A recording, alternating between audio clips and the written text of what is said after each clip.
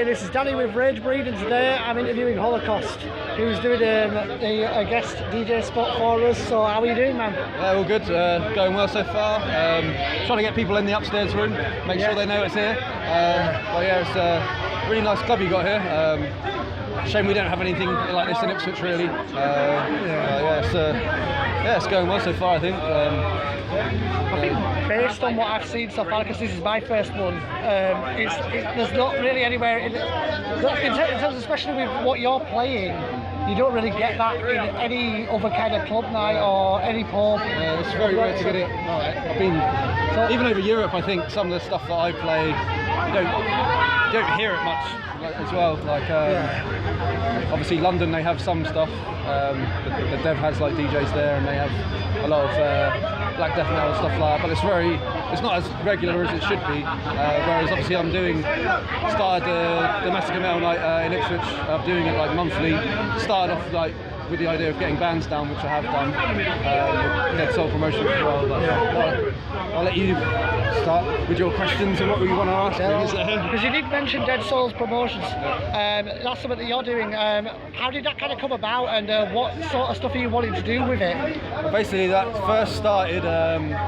It started with my first ever gig. I used to be in an old school death metal band called Ragebreed, and the first gig we had was 2004 or 5, and I booked the gig at the venue. I ended up making the old school flyers with the black and white, giving them out, and I thought, I'm doing it like this. And then our next gig was in Sheffield for that, but then it kind of just stemmed from my very first gig.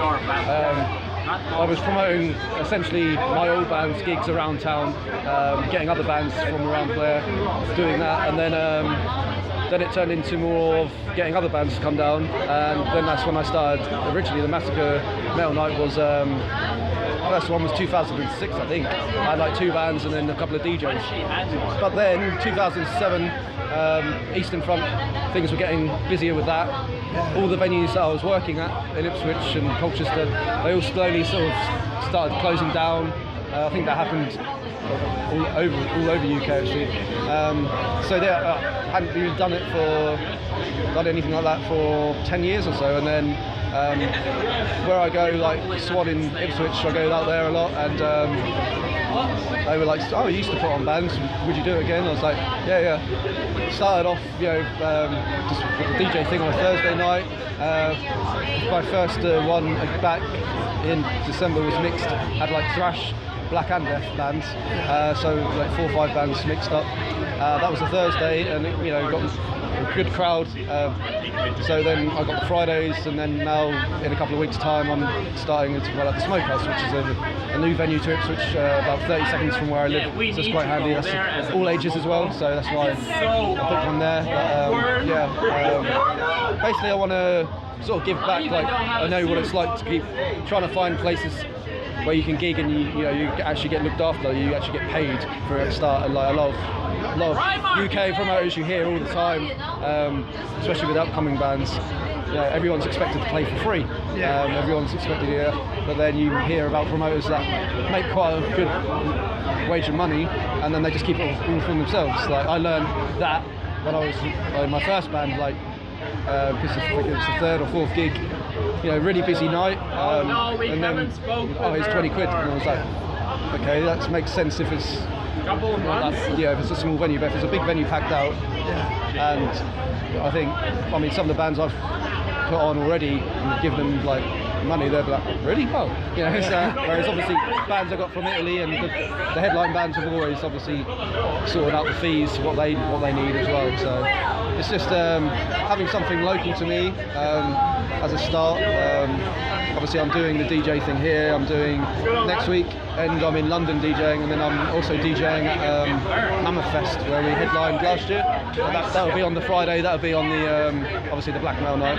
So that's the match. Yeah. So that's down in Brighton, so that'll be good. And then just seeing where it goes. I mean, it's so easy just to jump on a train with a laptop and away you go, sort of thing. Like, however you want to do it. So yeah, it's good. It's sort of essentially a one-man tour. And so with Dead Soul as well, obviously you said you put on a few gigs and stuff.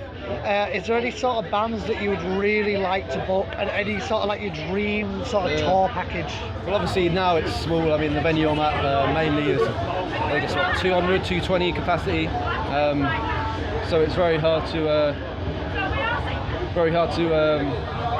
think like bigger bands. Like I got offered Christ Agony tour. Unfortunately, that was double the amount of what we would normally I'd be able to get, for obviously the venues and everything paying that. I mean, if there was a bigger venue and it took off and we could run it, book a venue and have tickets on the door and that, then maybe that would work. I don't know.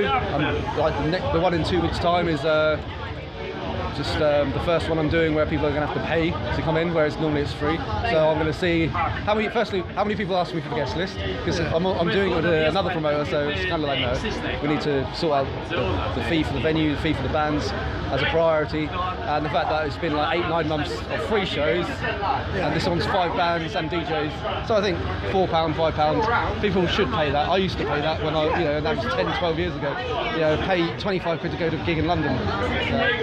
I mean, in August I've got Unlight from Germany coming over, and I'm not even going to try and say the other 2 German bands, black metal bands. And I mean, I've listened to Unlight for 12 years or so, like 12, 13 years.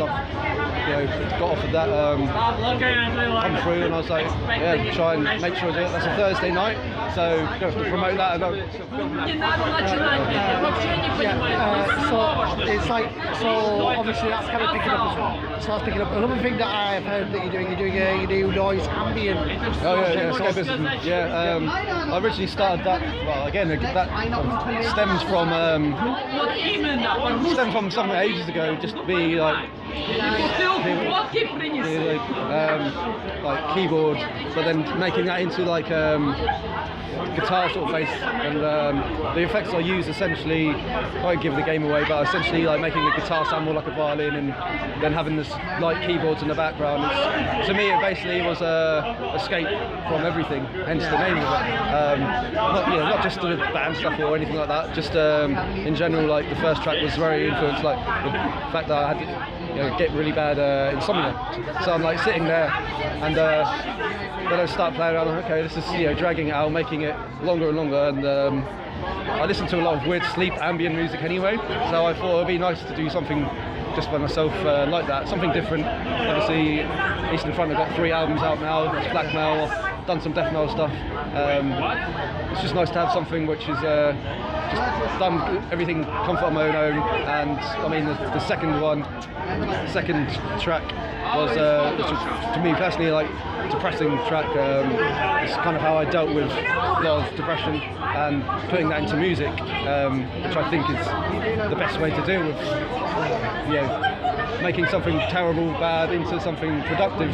And that's always kind of how I've written a lot of my songs, so it's kind of just stemmed from that. I mean, I'm going to carry that on as well as the Eastern Front as well, so it's going to be good. I mean, this is kind of a thing that I've kind of noticed, because I was thinking about it last night when I was writing questions for this interview, and there's a lot of black metal musicians who go on and sort of evolve into that noise, ambient, dark wave kind of stuff. Like obviously Burzum did it. Do you think there's like a strong sort of connection between black metal and that kind of music? I think it's just because it's I think it's because you want to just create something slightly different, and you do. Obviously, you're doing black metal, which is already obviously overall it's an underground musical genre in that. But I think it's just something completely different. I mean, there is a big scene for a lot of ambient stuff.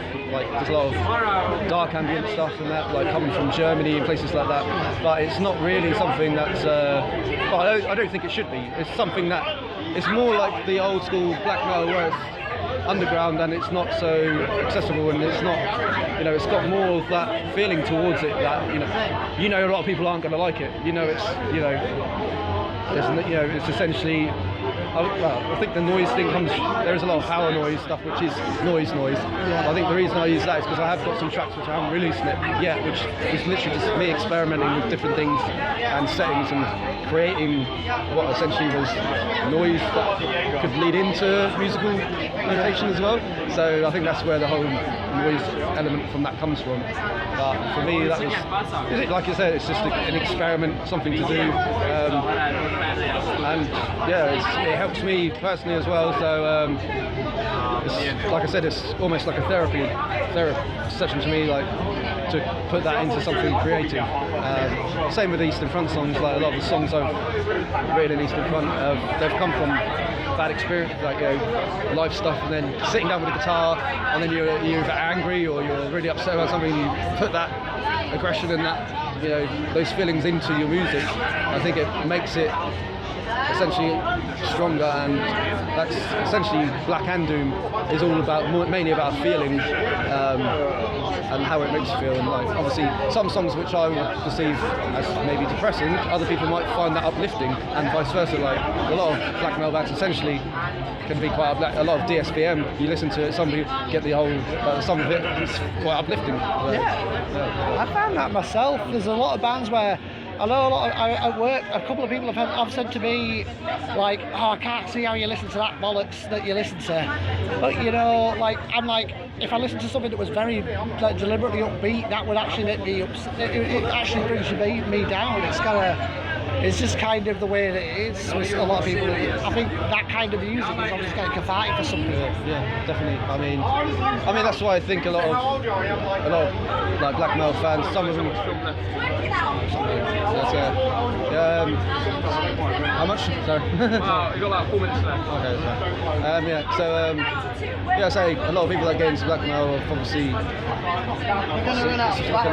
essentially can be like a lifestyle. You could go down the road of, it does change your whole life. Like you live by essentially the music you were listening to, and something like black metal and it's sorry, I'm getting confused. How long have we got left? 2 or 3 minutes. We've got about 4 minutes. Okay, that's fine. Just give us a warning when we've got 30 seconds, and it's alright.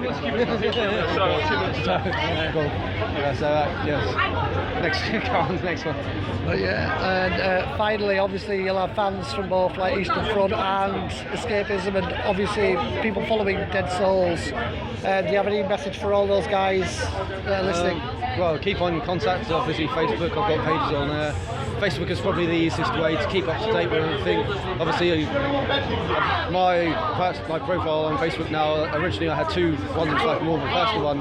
Scrap that. I've got my profile on there for everyone. I've got that profile for everything I do now. So everything I do has got a different page. Just obviously, Dead Soul Promotions is Dead Soul Promotions. Escapism is Escapism Noise. Eastern Front is Eastern Front, and the Mascanel Night is exactly what it says. So yeah, the names, just put them on Facebook, follow the pages, and you'll keep up to date with everything I'm doing. So yeah, cheers for that. Thank you so much for your time, man. Have a great evening.